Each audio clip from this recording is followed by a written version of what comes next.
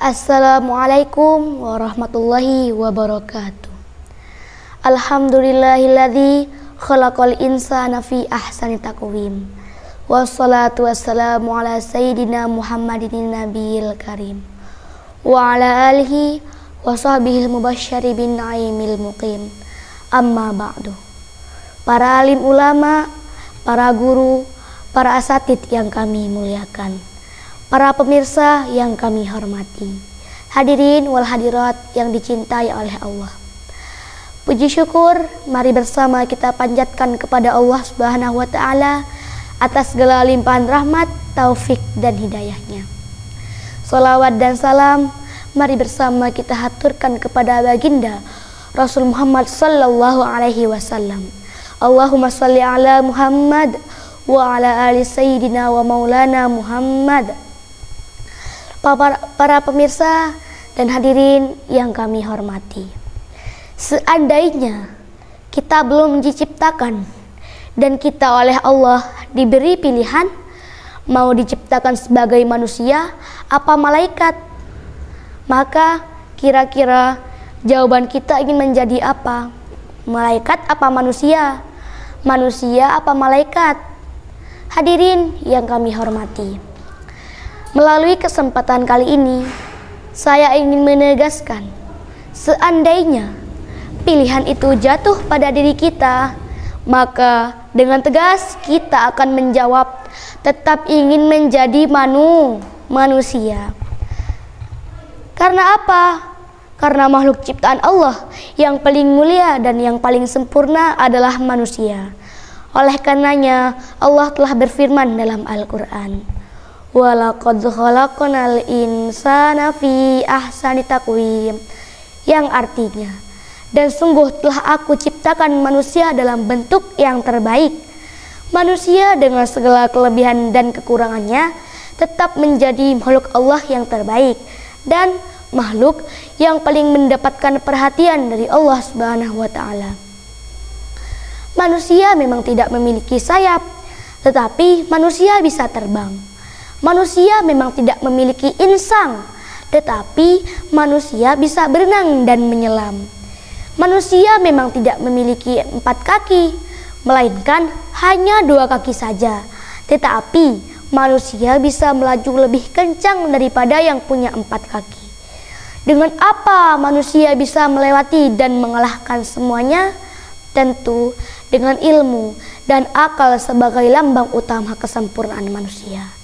Hadirin rahimakumullah, maka sangat pantas jika kemudian malaikat Jibril pernah mengungkapkan, sebagaimana disabdakan oleh Rasulullah sallallahu alaihi wasallam, tamanna Jibrilu ayyakuna min ibni Adam, bahwa malaikat Jibril pernah berharap agar ia tercipta sebagai manusia. Hal ini bukanlah tanpa alasan, sebab manusia selain diberikan bentuk fisik yang sempurna, manusia juga dibekali dasar hidup yang luar biasa. Jika diklasifikasi, makhluk hidup yang diciptakan oleh Allah terbagi dalam 3 bagian. Yang pertama, makhluk hidup yang hanya dibekali dengan nafsu, namun tidak dibekali dengan akal. Siapa mereka? Mereka adalah hewan peliharaan, hewan melata, di mana mereka hanya punya nafsu, ingin makan, ingin menang, ingin berkuasa, namun mereka tidak dibekali dengan akal. Yang kedua, makhluk hidup yang hanya dibekali dengan akal, tetapi tidak dibekali dengan nafsu. Siapa mereka? Mereka adalah para malaikat Allah. Mereka hanya dibekali dengan akal, sehingga mereka hanya berpikir bagaimana agar patuh, bersyukur, dan beribadah kepada Allah Subhanahu wa taala. Tidak ada dalam pikiran mereka untuk makan, apalagi kawin. Betul apa betul? Betul. Ada tidak malaikat menikah? Jika ada yang mengaku bahwa ia pernah menikah dengan malaikat, maka itu bohong. Yang ketiga, makhluk hidup yang dibekali dengan akal tetapi juga dibekali dengan nafsu. Siapa mereka? Yaitu kita dari golongan bangsa manusia dan mereka dari golongan bangsa jin. Namun, manusia masih menjadi yang terbaik karena memiliki bentuk fisik yang lebih sempurna. Dari kesempurnaan bekal inilah, maka seyogyanya manusia tidak hanya menjadi yang terbaik, tetapi juga menjadi makhluk termulia di sisi Allah Subhanahu wa Ta'ala. Maka bersyukurlah kita telah diciptakan sebagai manusia. Terlebih, kita dapat memanfaatkan segala anugerah ini dengan sebaik-baiknya, yaitu dengan beriman dan berbuat baik. Niscaya kita akan beruntung dunia dan akhirat. Amin Allahumma amin. Hadirin rahimakumullah. Namun demikian, kita harus waspada, kita harus berhati-hati agar segala anugerah ini tidak menjadi sebab kecongkakan dan kekufuran kita kepada Allah Subhanahu wa Ta'ala. Karena Allah sudah mengingatkan, "Tsumma radadnahu asfala safilin," yang artinya akan kami kembalikan manusia pada serendah-rendahnya tempat jika manusia ini tidak beriman dan tidak berbuat baik. Hadirin rahimakumullah. Pada kesimpulannya, manusia bisa menjadi makhluk yang paling mulia melebihi para malaikat, tetapi juga bisa menjadi makhluk yang sangat hina melebihi para syaitan. Semoga kita termasuk golongan orang yang pertama yang melebihi para malaikat. Amin, amin ya rabbal alamin. Sekian dari saya. Mohon maaf atas segala kesalahan dan kekurangan. Wallahul muwaffiq ila aqwamit thoriq. Wassalamualaikum warahmatullahi wabarakatuh.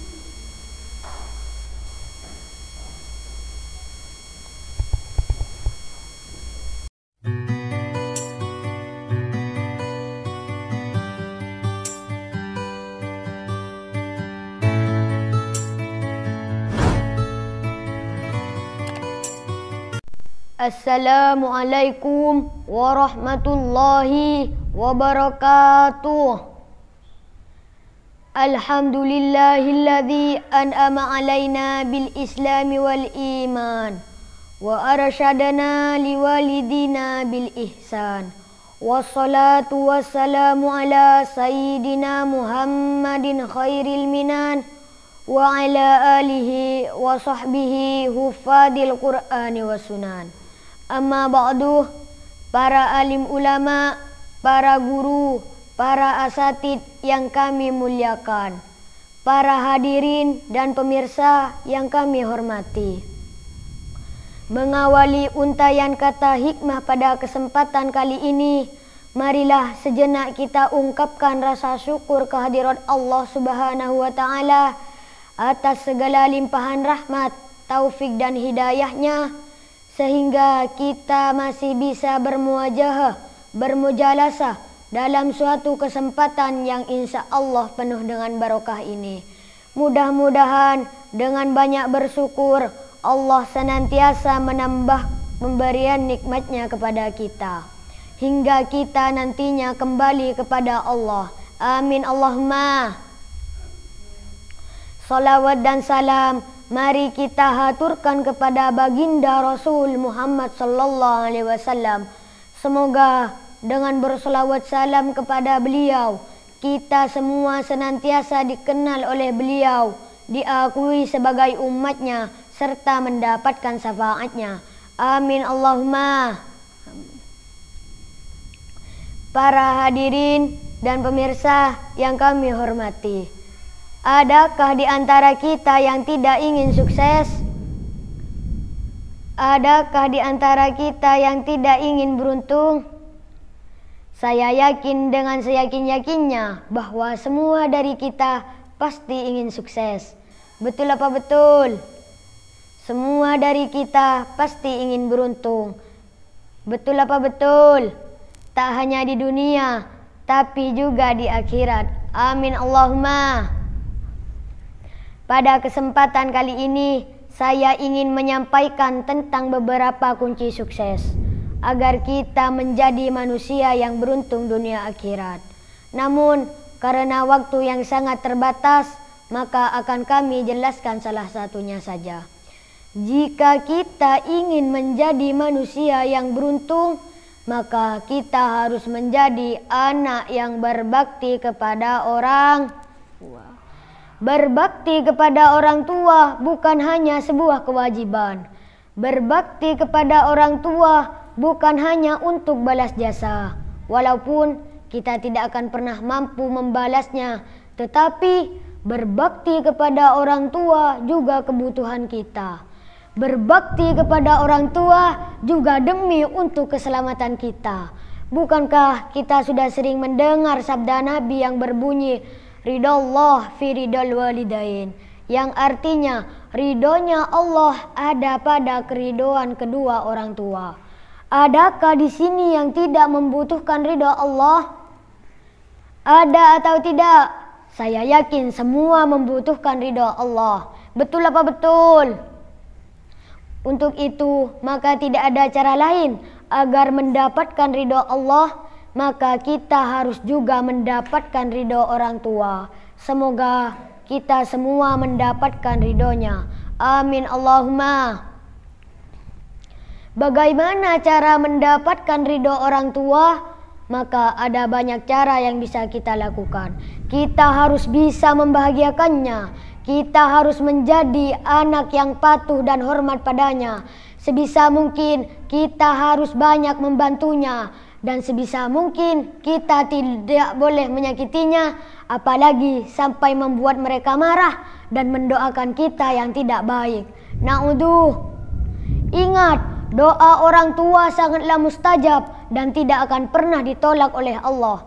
Dalam sebuah syair disampaikan, wa sab'atun la yaruddullahu da'watahum matlumun walidun du saumin wa du maradi wa da'watun li ahin bil waibi thumma nabi li ummatin thumma du hajjin bidzaka kudi.